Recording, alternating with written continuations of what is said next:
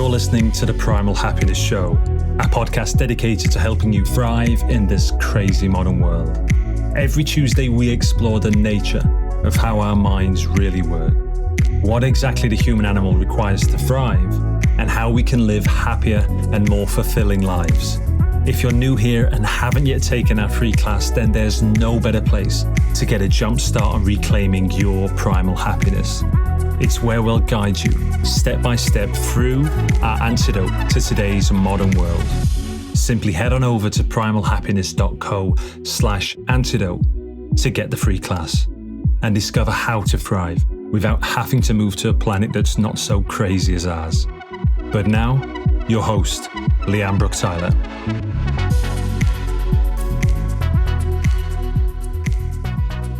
Hello, my beautiful people. A huge warm welcome back to the show. In today's crazy modern world, men and women are living shallow, disconnected, and unfulfilling lives. So we created the path for those who are ready to reclaim their wildness and actualize their deepest gifts. The next way to walk that path is by joining Waking the Wild Masculine, coming this September. It's a potent circle for men to support you in discovering your soul path, expressing your heart's truth, and rising into sovereignty, all whilst being fully seen and held by a circle of your fellow men. It is incredibly powerful, activating magic. Go along to primalhappiness.co/WTWM to discover more and to claim your space. The spaces are intentionally limited to create the most intimate and powerful experience, and they do fill up fast. So if you're feeling it's for you, or perhaps for a man in your life, take action now to be sure of your place. And on that note, Wake the Wild Feminine has now sold out. I really acknowledge all of you who have reached out to explore whether it was indeed aligned for you. And I am so looking forward to beginning that journey with a group of incredible women in September. And now onto this week's show. It's the third with the wonderful Aidan Wachter. Aidan has been involved in practical magic since the 1980s. He's an animist and is deeply concerned with the effects of modern Western lifeways on the human animal on both a physical and spiritual level. Aidan views a living magical practice as a path to heal many of the problems we face today and a way of being that's intrinsic to the creatures we are. He's the author of 6 Ways and Weaving Fate. Both of those books I really recommend, by the way. And in this show, we explored creating your life with magic, and specifically through the lens of shadow work and personal mythology. This is an incredibly relevant and helpful show. I suspect one that you will get so much from if you're interested in creating your life in alignment with your soul. Let's dive in. Hello, Aidan. Welcome back to the show for the third time. Thank you, Leanne. How are you doing?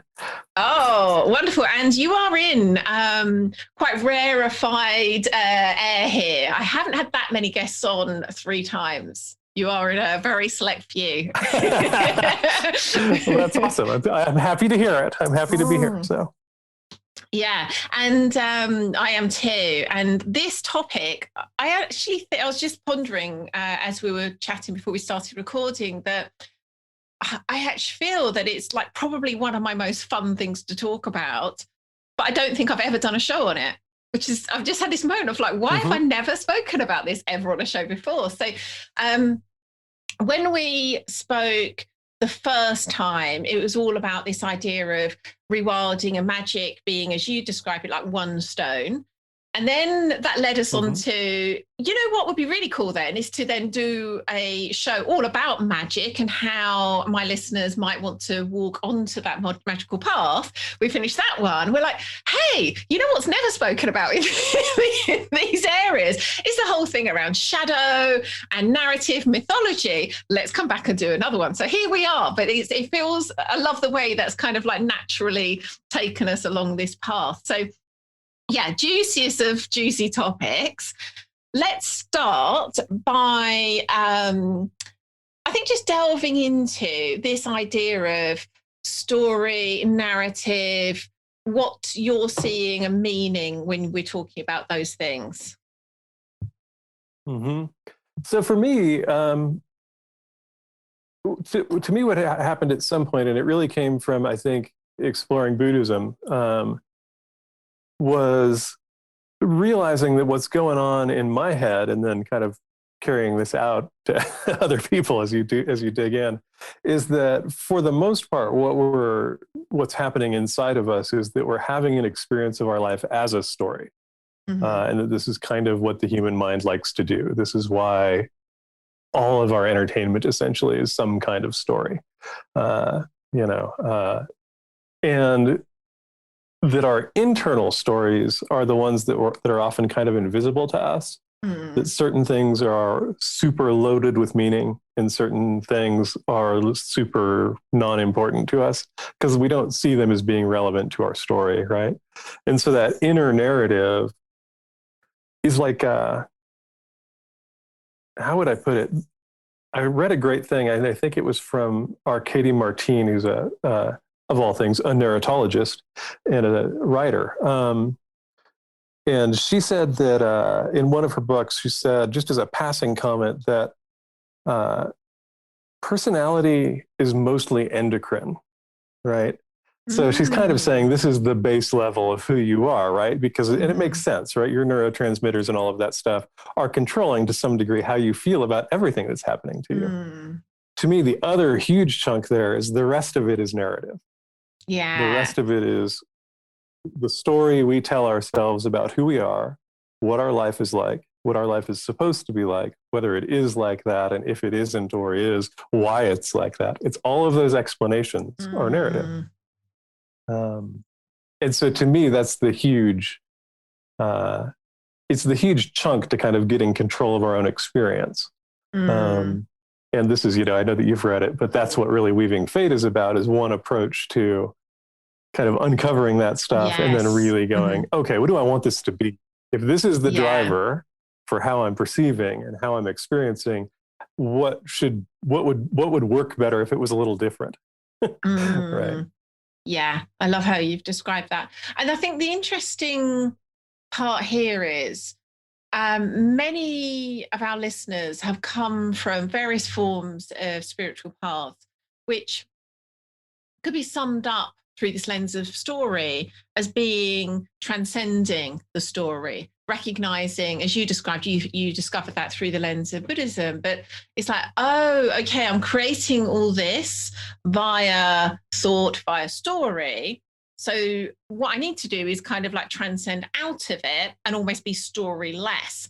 And more I've recognized that is an option, but what I really love is the fact, like, that isn't the only option. And we can obviously get into that, but like recognizing, like, going into what our current story is, which we're going to get into, the whole shadow piece, and then crafting and creating the story we want to live by. For me, it's not that that's better than the transcension, but it just feels so much more fun. Like, it just feels like, hey, if we have a choice, I think that's the one I'm going to choose. And it looks to me we do have a choice. So I think that's the interesting thing, is so many people that have come via a spiritual route have had a jump start on recognizing, like, oh, I'm creating this via story.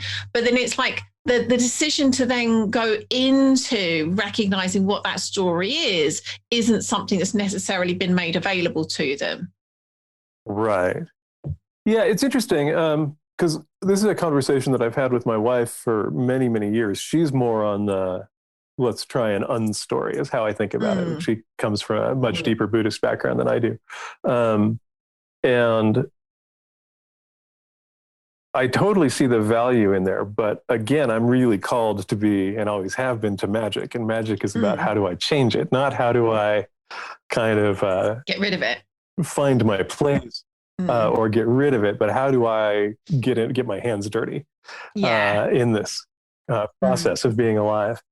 And then I think, too, it's also interesting because there's a lot of people who would argue this, but even if we look at those kind of transcendent religious spiritual paths, there is a root story behind any form of Christianity that's setting a framework for how you view the world.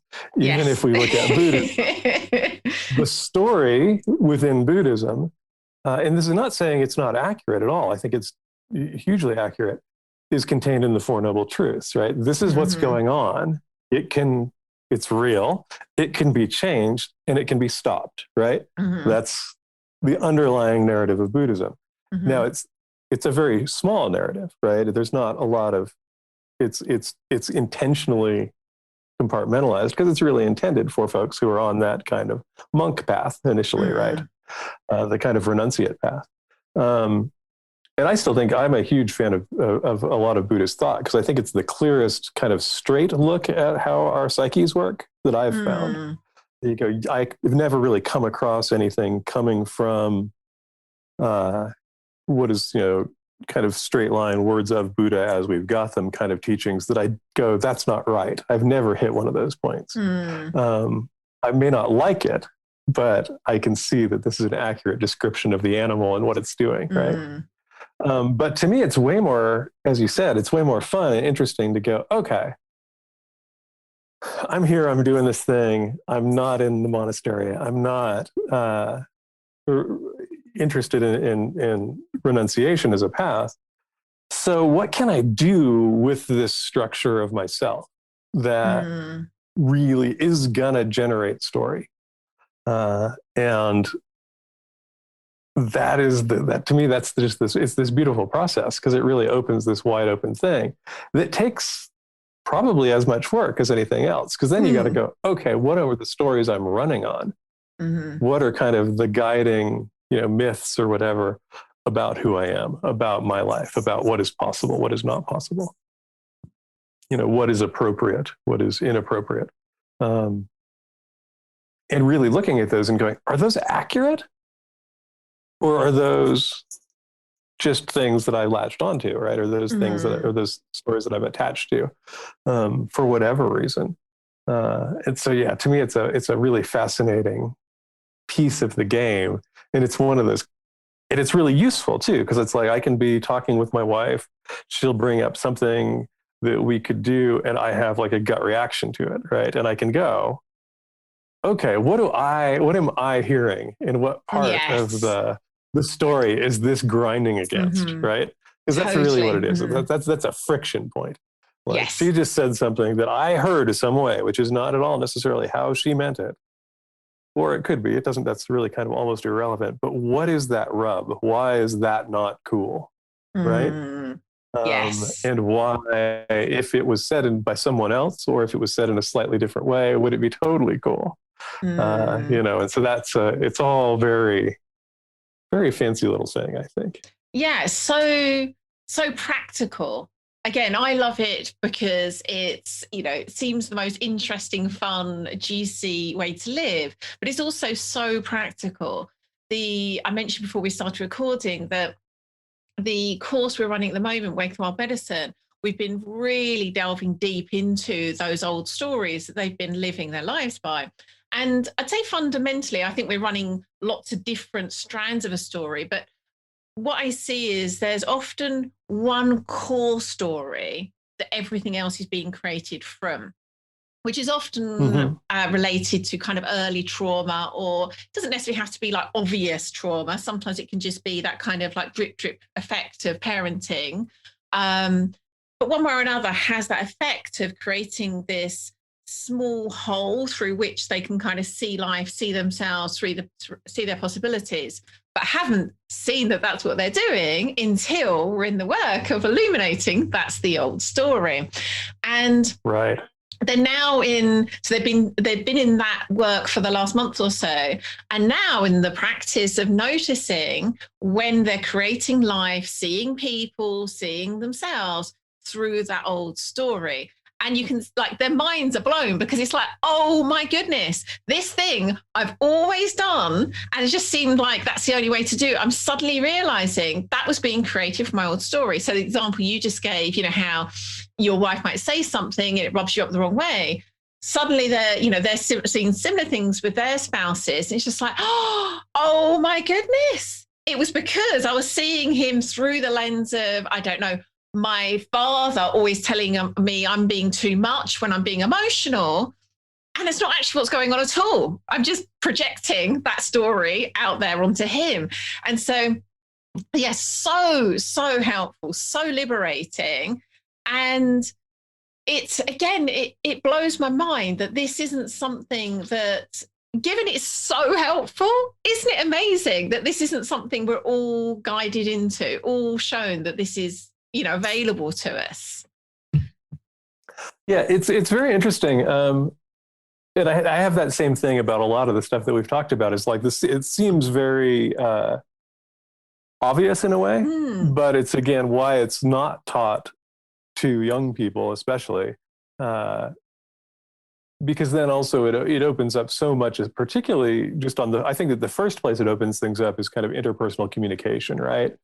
So you begin to go, okay, if I keep trying to talk to someone about something that is important to me that I think would be beneficial to them, and they are hitting this kind of friction point and having, some degree of meltdown or discomfort, is that simply that the way that I'm speaking it is actually not, there's some word I'm using or some analogy I'm using or some tone of voice I'm using that really shifts how they're hearing it based upon that history, right? I've talked about it a lot, that for me, one of the things that was interesting coming into magic was I came into magic really kind of obsessed with it and working with it. And I had actually been practicing for probably about 6 years. And I had this job that there was no manual for it. I was working for a river outfitter. So we were renting out rafts and the rigs that tie onto the rafts and strap in all the gear and all that stuff to send people down the Grand Canyon, right? I had never been on one of these things. I had never seen one of these things put together. And there was this whole process of setting up, 60 different length straps on one of these frames to send it out. And I couldn't track it. And part of it was that I'd never seen it. And so I was incredibly frustrated a few weeks into this job because I knew I was taking way longer than anybody else there to wrap my head around this. And they were being very good. They weren't being frustrated with me, but I was frustrated. And I remember I went and sat outside and meditated for a little bit after I'd eaten lunch one day. And it was beautiful. We're up in the mountains in Arizona. And went, okay, I think that I can't do this. I don't know why I think I can't do this, but this is what's going on. Is I have some little chunk of story that I don't know and I probably can't find. This is, again, maybe it was time with my dad when we were on a boat and he was trying to get me to do something and I wasn't tracking him or whatever. No idea. But for whatever reason, I had this story that I can't do this. But at this point, I'd been practicing magic for a long time. And I remember that I did some meditation, I did some sigils, and I came up with kind of a mantra that were all based about my ability to easily master anything of this sort. And I went back in and grabbed this guy Slayer, who I mentioned in a lot of conversations with people. But so I grabbed Slayer and said, Slayer, I've never been on one of these boats. Can we blow one up? And can we actually rig one so that I can see the thing? And he did that. And the whole time he's doing that, I've got sigils in my pockets and I am running this mantra anytime I start to get frustrated, right? And by the time it was done, I knew where everything went. So I'd had like 3 weeks of struggle, right? Yeah. And then was able to go, this is what I need to see, but I also had to change my mind. And I had to change that story that this is hard, that this is, I'm never going to learn this. All of that stuff, all of those conversations, this is too much. I'm overwhelmed. All of these things are parts of narrative, you know? And so I think that that's that really cool thing with it is you can shift it. You know, one of the other things that I do a lot is like what I call are kind of ridiculous mantras. And so when we were moving first out to the country from the city, and it had no idea what we were doing, moving into a shack, a cabin is not the right word, with no running water, no power, and no intention of getting either. there were moments of this total overwhelm. And so that was the first time I kind of became really conscious that I do this thing. And so I would start to freak out and would just say, it's like I would notice I was starting to freak out. I would go, but I find change interesting and exciting, right? And what ended up happening, and I still get this, and so I now hunt for the really ridiculous, over-the-top versions of this. The current version of this is, I find difficulties and challenges. Yeah, difficulties and challenges are fantastic opportunities for expansion, growth, and learning. It's so ridiculous to say this out loud when you're really pissed off or when you're really struggling. But it makes me laugh, right? And it begins that process of rewriting the story. Because what's actually happening is I'm rubbing up against a piece of narrative that says this has to be uncomfortable. You're making some change. You're in some problem that's insurmountable. Where I got the insurmountable problem thing, I don't know. And it's weird because everybody has it, but we all have it in different places. So I don't know how many, I must have probably talked to people about magic and in this kind of podcast interview format for probably 60 hours now since I started doing it a couple of years ago. And it's always fun. And it's always totally engaging. And it's always totally enjoyable. And I never obviously more so when it's me, Aidan. Always. But the thing that's fascinating about it is it's like, if I were to take that 60-minute or 60 hours of talking to any one person about anything, why don't I hit rubs there? Because I do in my interpersonal relationship, right? Mm-hmm. If I'm talking to somebody for 3 hours on any subject, which I've done a number of these that are 3 hours long in one go, I'm getting tired, right? But this is kind of the area that I love. So that whatever narrative about this is filled with that love and joy of this stuff to me. And so we can kind of spot where the narratives are bad, right? You go, totally, yes. What's hard? Like, go dig into what's hard. And because that's the thing. You go, okay, this subject I don't want to look at, right? Which ties into the other thing we were talking about, which is kind of this idea of shadow, right? And the way that I was taught about shadow, I was taught shadow from a witch. And they said that shadow is one all of the coolest of lines ever. I was taught shadow by a witch. I just love that. Totally. But what they said was, they said that the shadow is everything that you are that you're not comfortable with. And so you would rather not look at, and you would rather not admit to. But the second thing that they said that I thought was a fascinating thing, and I think it was more a goad to get you to go there, is they said, and the other thing is in regard to again, this is coming from a witch, they said, in regard to witchcraft, the shadow learns everything perfectly. Oh. And so the shadow will become more powerful than you if you don't integrate it. Oh. Because you don't learn everything perfectly, right? And this is a really interesting concept because we see it all the time, right? The thing that is usually kind of the pieces that sit behind that narrative in some cases are those shadow things where you go, okay, maybe I actually do get unreasonably angry for reasons I don't know. And maybe I was really not okay when I grew up. Nobody ever worked me through that stuff. So I deny that it even exists. But anybody that's done this, and probably a lot of us have this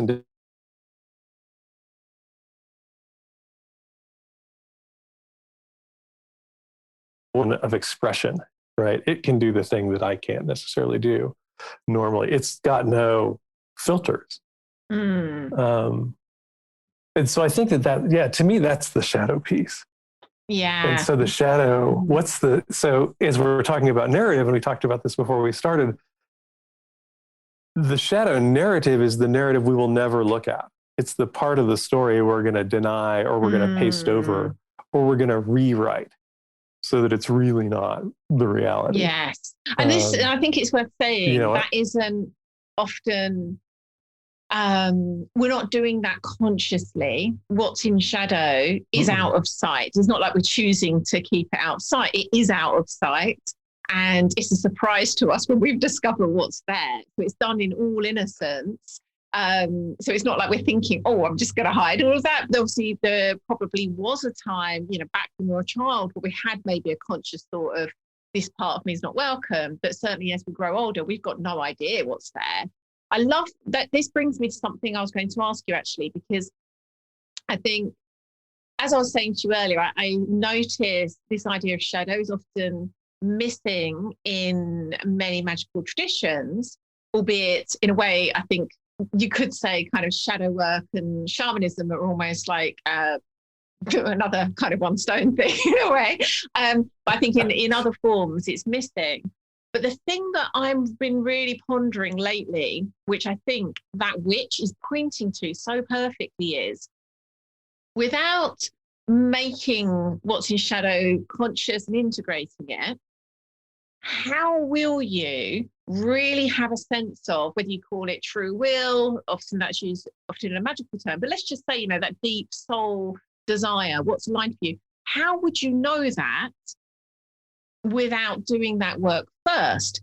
And then you add something like magic into the mix, you're kind of becoming a more powerful creator, but you're doing it without knowing what's actually in alignment for you. You're doing it without actually having the sense of what would deeply serve, because you've not yet done the work to be able to take what's in shadow and integrate it. And so I was really wanted to know your thoughts on that, because that to me seems the really potentially dangerous part of this, that we are creating our lives even more powerfully, but from shadow, without this. And again, I think that's why what the witch said was, this witch that I don't even know, but I like to know what the witch said is, so perfectly nails that. Yeah, I think to me, it's a very big issue. And the folks that there was a period early on when I studied ceremonial magic, and this was not, the shadow stuff was not a component there. Damien Eccles, are you familiar with Damien? Not well. Yeah, so Damien served 20 years mostly in solitary confinement on death row for crimes he did not commit from when he was a very young man, and he got out a few years ago. And he really credits his work in prison with kind of the Golden Dawn system of ceremonial magic, with keeping him sane and then eventually having him come out the other side intact when he was finally released. Yeah, I think Damien's approach to, yeah, he actually is one of the folks that really kind of directly, I think, is talking about how kind of ceremonial magic can kind of be a way to disassemble yourself into the kind of pieces and then reassemble them. So his kind of that approach, I think, would absolutely hit the shadow work. And the guy that, again, this witch, which was coming from an Anderson Ferry tradition of witchcraft background, was heavy onto the shadow work. But I think, there's an interesting aspect of magic, which is that magic is often kind of the place of last recourse for the powerless, is how I would say. Like, there's a point where you go, okay, I need some help to survive what's going on in my life, and I'll turn to magic, right? There's those of us that are called to it for different reasons, but this is very common. And so in that, when that is the case, and it's probably the most traditional form of it in the West, at least, you're really just looking for solution to problem. And I think that this can get carried out so far that we don't really begin digging into, okay, how much of the solution to problems are actually really deep within me? That they're not external. They're not, there's not an external fix for them, right? And this is where we do kind of mesh that kind of transcendent aspect of going, there's something larger than me at play. There's internal things in play. Being an animist, I would say that we have spirits and allies and ancestral things at play. And all of that stuff has to kind of, like you said, I think to get clean and get clear, to know what would actually make us happy, is I don't think you can do it without kind of confronting the shadow and getting to know it and going, okay. Again, it is really a silly process, but there's a direct kind of approaches. There's shamanic approaches. There's Jungian approaches, all of that. But the big one is where do you have knee-jerk reactions? Yeah, I always say, look where you're triggered. Like, that's a great signpost. But like, your triggers are unpleasant, and they're unpleasant for a reason, right? And one of the things it ties in to all of this stuff too is part of the thing that goes on with the shadow is that the shadow is a huge repository of fear, right? And fear has a function when it's what I would qualify as kind of natural and healthy fear, which is its warning, right? You go, you either did something before, and so you know that there's a potential of getting hurt in a particular way, and so fear rises when you're going to do it again, or something that could be kind of an imminent threat pops up, and you're supposed to have all of that adrenaline and cortisol and all of that stuff, all your neurology, right? Again, triggers, so that you become really aware and can choose what to do, right? But I think where we're at when we're talking about this stuff is all of these, I don't even like to use the word of low level, but I would say perhaps maybe low lying fear. It's like the fear that's in the grass all around you, right? It's like if you imagined yourself out in a field of tall grass and you know that there's dangerous predators that are only, snake sized or something, cruising around in there. There's a low level fear that's going to be present at all the time because you can't see what's going on. And so, what are your fear triggers? And the fear triggers, which I don't know if you'll agree with this or not, to me is, where do you get angry? Like, anger is usually a response, for me at least, and most people I know, to being afraid. Yes. And it may, I think, what I've seen, women in particular often have a repressed fear reaction. So they may not necessarily recognize it as anger straight away. Sometimes it's more of a freeze response. Or it might be a little bit more subtle, like frustration, rather than kind of full-blown anger. But I agree. I think that is one of the more common ways it will be expressed. But certainly I think there are others where it kind of is just like an avoidance or a sort of freezing and being quiet. And if we think about that again physiologically, we think about that response that we talk about, and I always confuse, I would have to look it up when I'm writing, but that nervous system response that used to be just called fight or flight, and they now really clearly say fight, flight, freeze, right? So those are kind of the primary keys. You're like, it's what my friend refers to the freeze thing is like, do you go fetal, right? Do you curl up and protect your midsection? Is that the feeling you have? Do you want to run away? Or do you want to go head to head and fight, right? Those are all usually, to me, great places to go. What is underlying this thing? Because there are absolute cases where those are the reactions you should have, but we shouldn't really be having them in conversations. We shouldn't be really having those around the dinner table. Totally. We shouldn't be feeling like we need to cave in and become invisible. We shouldn't feel like we need to run away. We shouldn't feel like we need to go deck the person on the other side of the room or throw our food at them. And so these are like, it's realizing, this is why I love that comment about kind of personality being endocrine, is realizing that we create, and this is again a really interesting thing, we can come up with stories as to why that kind of level of almost violence of reaction is appropriate. But that's a narrative about something that's probably not real. Yeah, it's a narrative on a narrative, isn't it, really? It's like the narrative created the reaction, then we can create a story that justifies that. Yeah, I love that. And I often say, like, as you said, fear and having that fear response is totally healthy. It's a completely necessary part of our evolution, what got us this far. And probably like 99.9% of the time we're triggered, into that kind of response in this modern culture is nothing to do with something that's going to threaten your life. It is, like you said, you know, an argument over the dinner table about politics. And it's kind of recognized like, yeah, it's a healthy response, but it's not really appropriate almost all the time.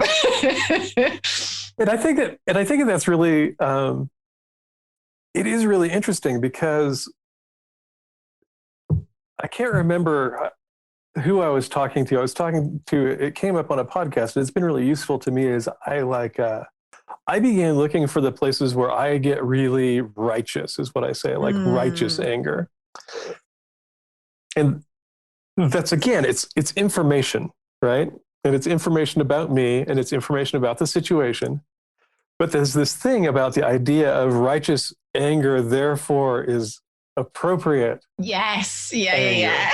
Which is, again, a really interesting thing, right? Mm-hmm. And again, your shadow, if that's what gets triggered, is going to say, yes, I've been threatened, right? Yeah.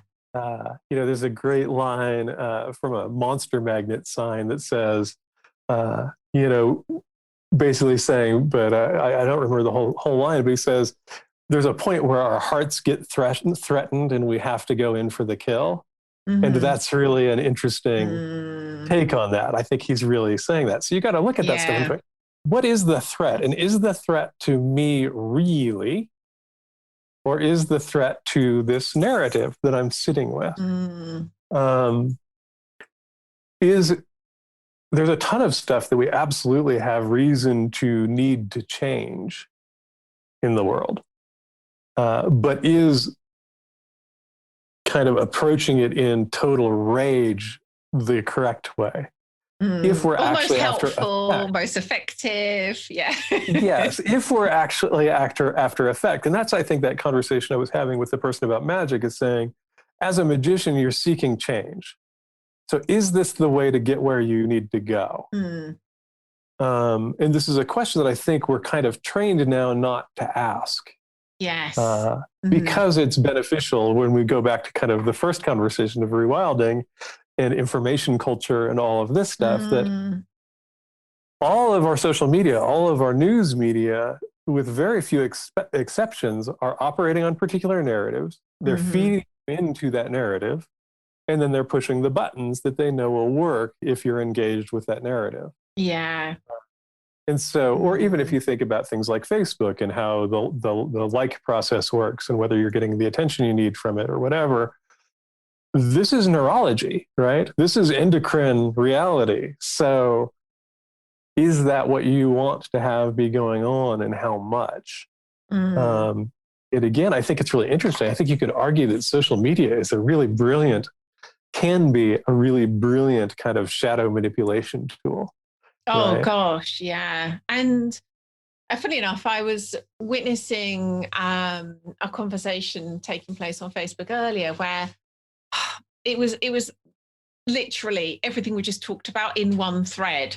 And you could see one of the women was so triggered and the others weren't. You could see that there's actually a number of people actually trying to be helpful and have a connecting conversation, but she just wasn't available for it. She was seeing one of the men called her love in it was a loving way. You could tell, as an outsider looking in, it didn't mean that sarcastically at all. He genuinely meant love. And then she replied with this kind of like spiky reply, and then into like love. And you could tell it was like, and I was just like, bless her heart, that's how she's probably creating all of her life, all of her relationship, well, maybe not all, but so many of her conversations through this lens of she's being attacked when it was clear she wasn't being attacked, right. Certainly from the outside looking in. And I was just like, my goodness, this is such a kind of almost like you've been parachuted into her psychology, into her life, and that's how she's creating it, where she's just seeing it all through that lens. Bless her heart, that she couldn't even see someone offering her love was meant as love. Right. Anyway, I've just realised the time, and we've only got 6 minutes or so left, and Absolutely. We really, honestly, this is a conversation we could have definitely spent 3 hours talking about. So I feel like we've covered to an extent this idea of kind of having this old story create our lives, why we might want to go into shadow and start to notice that story, which is really what we're doing there, going to shadow to see what's held there, see the story that's being created. But I think for us to now move into this idea of actually being able to consciously create a story, this idea of personal mythology, where we are choosing how we want to create our lives, choosing that story we're seeing the world through. And again, this is the piece that often isn't really spoken about in really clear, conscious ways. Again, it's either the idea of transcending it altogether, or things that are kind of like bits of it, often like say, personal growth work has like snippets of it, but it's not really seeing it from this almost like a hypersigil for life way of seeing right. This, that's how we can like create a whole life from this beautiful, coherent myth that we've chosen, that's in alignment with our soul, our true will, however we want to name it. So, yeah. And again, that's why I really loved reading Weaving Fate, whereas I think you've really taken your readers into that invitation. Like, that's what's available here. We can create a whole life from that place. So anyway, I'd love to hear anything you'd like to say on that. Yeah, no, I mean, to me, that is what Weaving Fate is all about. And it really is it was the thing going, what is the most useful tool that I have that can share for people who aren't necessarily even hardcore magicians, right? That's really was the piece, that it doesn't have a lot of tech.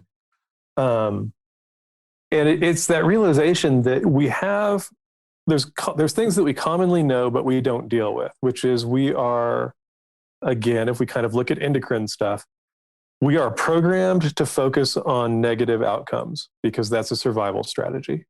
And so we absolutely maximize negative experiences and minimize positive experiences. Yes. Absolutely everyone does it, whether they know it or not, unless they've trained themselves through some method to get around there. But things that hurt stick more than things that feel good.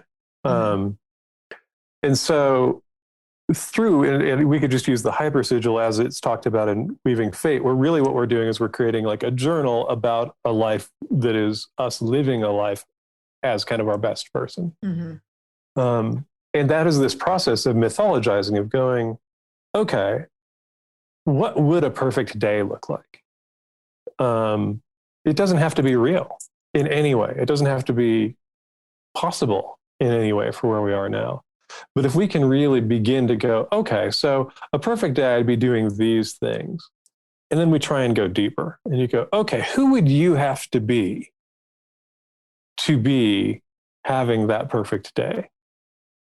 Because if you were that person, right, it would be happening. Yeah. So what is that person like? What's that version of you? And we can play in the journal with that process of going, okay, let's imagine that day. Let's imagine how I feel about it. Let's imagine how I think about it. And part of what happens is we begin to reveal the glitches where we go, oh, first off, we go, I don't think that's possible. Okay, so who would that, and this is where the magical piece comes in, if we just kind of go really short form here.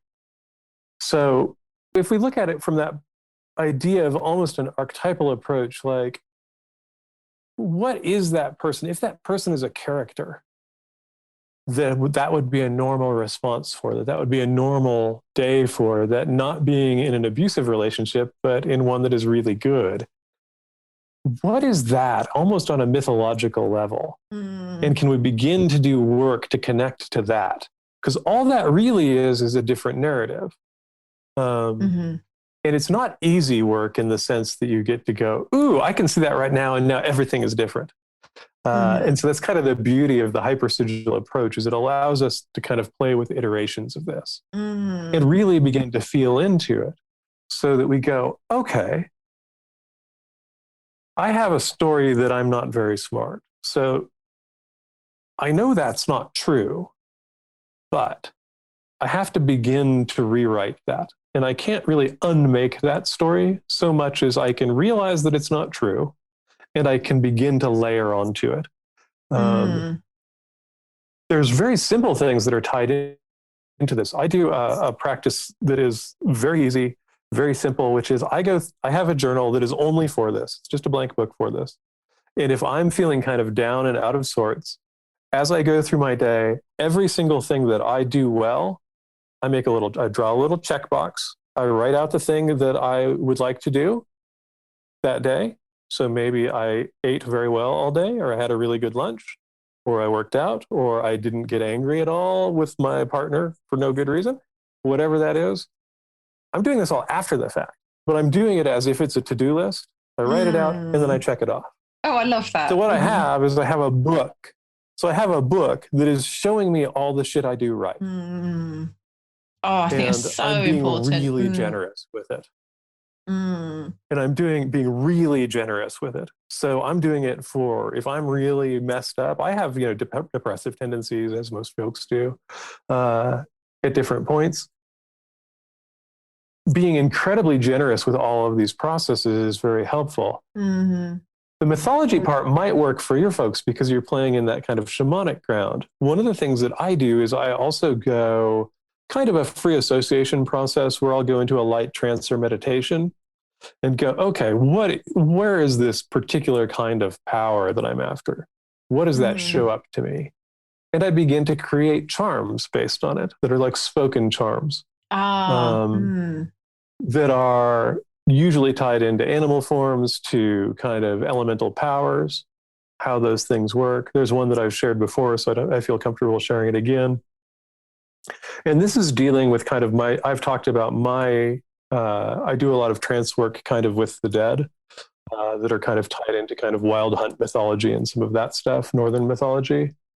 And when I was playing with that, I came up with this little charm that was really just to get me out of my kind of silly narrative and into something that was tapped in. And so I use it a lot when I'm doing kind of preparatory work for going into otherworld spaces. And it's very simple. There's not a lot behind it other than that it resonates with me. So don't think that there's a scientific approach to this. And all it is it says, I am the air that caresses the land, and I am the fire that burns from within, and I am the water that washes the stone, and I am the earth that gives birth to the bones, and I am the spirit, the weaver's bright thread, and I am the ravens who feast with the dead, and I am the wolves that run with the host, and I am the fetch that can never be lost. I am all these 8 into one. I am the doer, the deed, and the done. This kind of thing, if we can find it, is kind of where I'm talking personal mythology. That this is something that I've used for probably 6 years now. There's many different other versions of these things that I can use to tap into who I actually am as a person, as a magician, on this deep, what we might say, archetypal or shamanic level, spirit level. Those things are meaningful to me, but again, they're meaningful to me because they hold power, not that it's a formula. And that's the thing that I would say is the most important there. And we begin to reprogram parts of ourselves because I know that's true in a way that I can't argue with rationally, irrationally, anything else. And it took quite a while. It took me about a month to kind of rewrite, play with it, and kind of come up with this little charm that it begins this process of going, okay, I'm no longer the person that has issues with authority. I'm no longer with the person that has issues with self-doubt. It doesn't mean they don't arise. They all arise. But at my core, I know that all of those things are true. I know who that being looks like when I'm fully in it, right? Oh, yes. Yeah. And I play with that in the trance realms. It's like when I do meditations, if you're someone who can visualize easily, it's very simple. If you're not, you kind of have to talk yourself through it, but kind of find that. Maybe you see yourself as, oh gosh, what was the other one that I did that was crazy like that? Oh, it was after my son died, and there was a way that cracked me open so wide that there were times when I couldn't function, right? And I was having this conversation with myself when I wasn't in the mess of that. I was outside of it. And I was like, well, what does it feel like, right? And it's like, and this is again, if you can play these games, I think that there's use in them, and it will be difficult for some people to go here. But I was like, when I'm in that mode, I feel like a sad little pony with a broken leg. That was the feeling behind it, right? And so I said, okay, so I want to be able to approach those same feelings, those same experiences where that's where I kind of want to go fetal. I want to curl up, but I'm going to come in as the warhorse. I am eminently capable, right? And so there was a 2-year period where that was a very common thing, where I would like hit a place and I would really kind of sit back and go, no, I'm like this, 18 hands at the shoulder, huge, powerful animal that is completely unafraid. Now, let's go look at that. Because it's an option. Oh, so I love this. That to me is what the personal mythology piece is going, can you find your trigger to that kind of ultimately capable best self? And it doesn't really matter if it makes sense to anybody else. You don't have to share it. I'm comfortable sharing this stuff because I live with it. But really that you can kind of find those anchors where you can go, okay, I've done this in conversation with people where I go, I'm like losing it, and I can kind of go into the bathroom and I can either run a charm or I can go like, no, remember, this is actually who you are. You're both of these things, but in this moment, I need to be this one. Yeah. Because that allows me to move the most gracefully and the most peacefully through it. The broken pony, everything is a threat. Everything is horrible. The warhorse, everything is good. It's like, no, I know this. This is easy. Yeah. Oh my goodness. I love that. We could honestly do a whole show on this. It's so interesting how so much of what you've talked about is woven into our work, but using different words and kind of different ways in. But really, there's so much linkages. Ultimately, this is kind of ancient technology we're talking about here. We've all found our own ways of working with this. For example, in the work we're just doing again with the Waking Wild Medicine Circle, they are creating this archetype, we call it their medicine archetype, which holds all of these qualities. That's that kind of like truest self, most powerful self, this mythology that they want to be.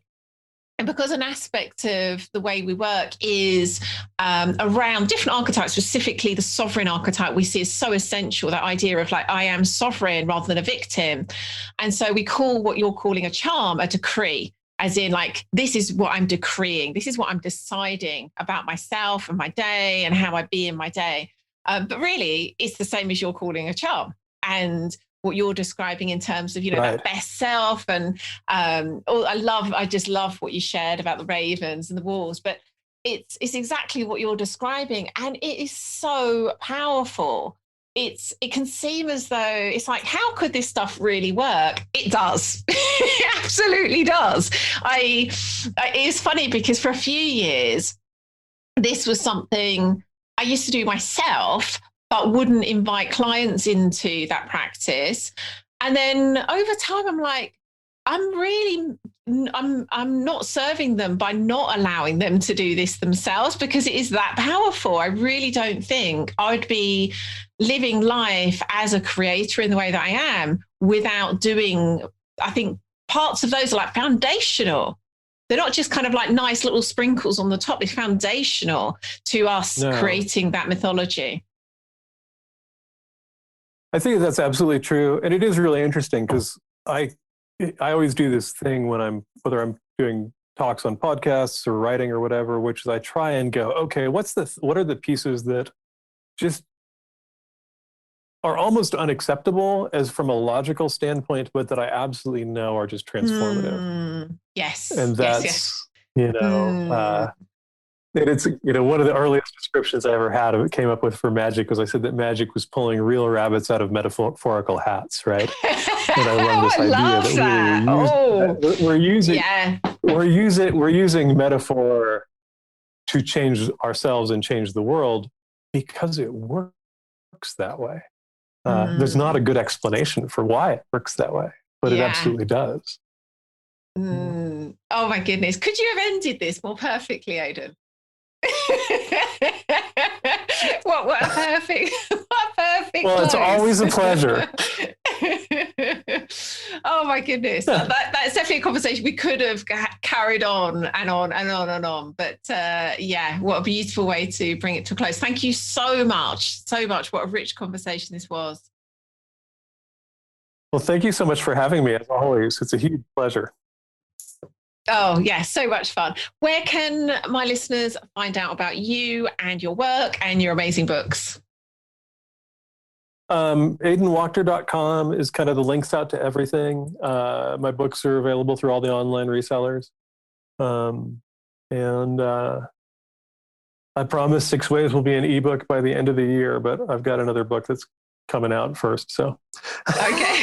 It's superseding all of my time. So, but and I'm on social media, but fairly lightly. There's a really active 6 Ways Facebook group for folks that are working with what I do. I'm not there a lot, but it's got a great moderator and a really good group. So if you're on Facebook and would like to find out more of that stuff, it's a nice space.